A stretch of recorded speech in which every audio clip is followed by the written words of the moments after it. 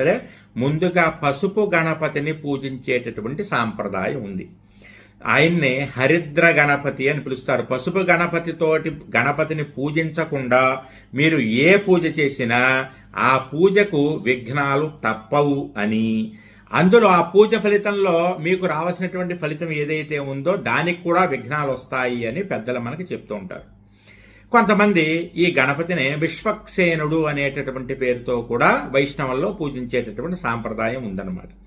మన సాంప్రదాయంలో మనం గణపతిగా పూజించడం అనేటటువంటి జరుగుతుందన్నమాట. ఈ గణపతి పూజని మనం ఖచ్చితంగా పసుపు గణపతితోటే చేసుకోవడం అనేటటువంటిది జరుగుతుంది. మీరు బంగారం గణపతిని తెచ్చినా సరే ఖచ్చితంగా ఒక పసుపు ముద్దను పెట్టి గణపతి పూజ చేసుకోవలసిందే. అటువంటి హరిద్ర గణపతి పూజని చేసుకునేటప్పుడు ఆ గణపతిని ఎలా తయారు చేసుకోవాలి, గౌరీదేవికి గణపతికి తేడా ఏంటి, గణపతిని పూజ